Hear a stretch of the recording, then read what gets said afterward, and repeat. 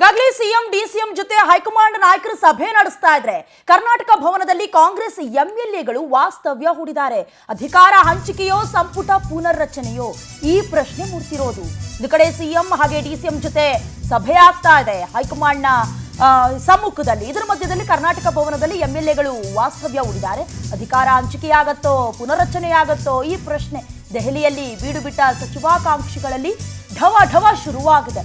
ಹಾಲಿ ಸಚಿವರಿಗೂ ಕಾದಿದ್ಯಾ big shock ಅಂತ ಏನಾದ್ರೂ ಕೊಟ್ಟು ಬಿಟ್ರೆ ಅನ್ನುವಂತ ಪ್ರಶ್ನೆ. ಯಾಕಂದ್ರೆ ಈ ಹಿಂದೆ ಕೂಡ ಶಾಸಕರು ಒಂದು ಕ್ಷೇತ್ರದಲ್ಲಿ 2 ರಿಂದ 3 ಬಾರಿ ಗೆದ್ದವರನ್ನ ಸಚಿವರನ್ನಾಗಿ ಕನ್ಸಿಡರ್ ಮಾಡಬೇಕು ಅನ್ನೋದಾಗಿ ಕೂಡ ಈ ಹಿಂದೆ ಅರ್ಜಿಯ ಮೂಲಕ ಮನವಿಯನ್ನ ಮಾಡಿಕೊಂಡಿದ್ರು.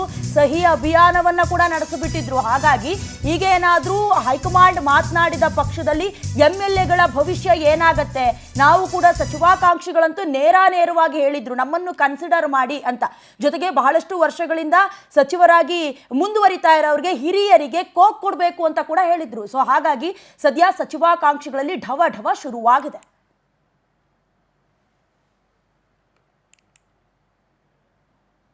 ರಾಜ್ಯದಲ್ಲಿ ನಾಯಕತ್ವ ಗೊಂದಲ ಇಲ್ಲ ಅಂತ ಆರ್.ವಿ. ದೇಶಪಾಂಡೆ ಹೇಳಿಕೊಂಡಿದ್ದಾರೆ. ಸಿಎಂ ಡಿಸಿಎಂ ದೆಹಲಿಗೆ ಭೇಟಿ ಬಗ್ಗೆ ಮಾಜಿ ಸಚಿವ ಆರ್.ವಿ.ಡಿ. ಪ್ರತಿಕ್ರಿಯೆ ನೀಡಿರೋದು.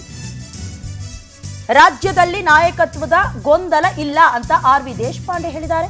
ಸಿಎಂ ಡಿಸಿಎಂ ದೆಹಲಿ ಭೇಟಿ ಬಗ್ಗೆ ಮಾಜಿ ಸಚಿವ ಆರ್.ವಿ. ದೇಶಪಾಂಡೆ ರಿಯಾಕ್ಟ್ ಮಾಡಿರೋದು. ಪಕ್ಷದಲ್ಲಿ ನಾಯಕತ್ವ ವಿಚಾರಕ್ಕೆ ಯಾವುದೇ ಗೊಂದಲ ಇಲ್ಲ. ರಾಜ್ಯಸಭೆ ಎಲೆಕ್ಷನ್ ಇದೆ, ಪರಿಷತ್ ಚುನಾವಣೆ ಕೂಡ ಬರ್ತಾ ಇದೆ, ಸಂಘಟನೆ ಆಗಬೇಕು, ಪಕ್ಷದ ಕೆಲಸದ ವಿಚಾರಕ್ಕೆ ಕರೆದಿರಬಹುದು ಅಂತ ಆರ್.ವಿ. ದೇಶಪಾಂಡೆ ಹೇಳಿದ್ದಾರೆ.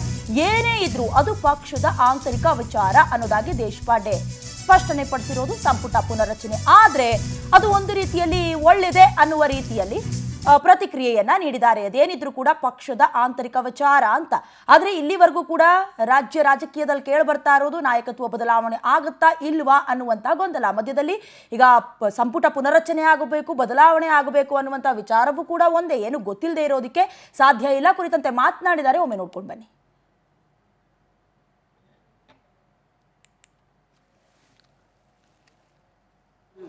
ಕಾಂಗ್ರೆಸ್ ಶಾಸಕರಿಗೆ ಕೆಲವರು ಅಭಿಪ್ರಾಯ ನೋಡಿ, ಅಭಿಪ್ರಾಯ ಯಾರ್ದೇನದೆ ನನಗೆ ಗೊತ್ತಿಲ್ಲ. ಪ್ರತಿಯೊಬ್ಬರು ಒಂದು ಅಭಿಪ್ರಾಯ ಅದೇ, ಅದ್ರ ಬಗ್ಗೆ ಭಿನ್ನಾಭಿಪ್ರಾಯ ಇಲ್ಲ. ಆದರೆ ಈ ವಿಚಾರ ಇಲ್ಲ, ಅದು ಅನಾವಶ್ಯಕವಾಗಿ ಗೊಂದಲ ನಿರ್ಮಾಣ ಮಾಡುವ ಪರಿಸ್ಥಿತಿ ಇಲ್ಲ.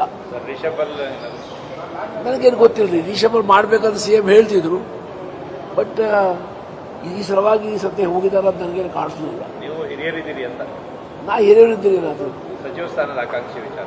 ನಾ ಯಾವ ಆಕಾಂಕ್ಷೆನೂ ಇಲ್ಲ, ಎಲ್ಲ ಮುಗಿಸಿದ್ದೇನೆ. ನಾನು ಯಾವಾಗಿಂದ 83ದಿಂದ ಈ ಶಾಸನಸಭೆಯಲ್ಲಿ ಅದೇನೆ ಗೊತ್ತಲ್ಲ. 8 ಜನ ಮುಖ್ಯಮಂತ್ರಿ ಜೊತೆ ಕೆಲಸ ಮಾಡಿದ್ದೇನೆ, ರಾಮಕೃಷ್ಣದಿಂದ ಪ್ರಾರಂಭ ಮಾಡಿ ಗೊತ್ತಲ್ಲ. ಹಾಗಾಗಿ ನಾ ಯಾವುದಕ್ಕೂ ಆಕಾಂಕ್ಷೆ ಅಲ್ಲ. ಸರ್, ಈಗ ಹೈಕಮಾಂಡ್ ಮತ್ತೆ ಸಿಎಂ ಮತ್ತೆ ಡಿಸಿಎಂ ಕರೆದಿರೋ ಉದ್ದೇಶ ಏನು ಅಂತ?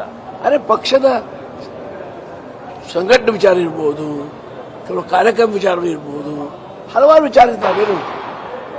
ಅರೆ, ಪಕ್ಷದ ಒಂದು ಸರ್ಕಾರ ಅದೇ ಅಂತ ಹೇಳಿದ್ದಂತಾರ ಸರ್ಕಾರ ಏನು ಮಾಡ್ತಾ ಇದೆ ಅದು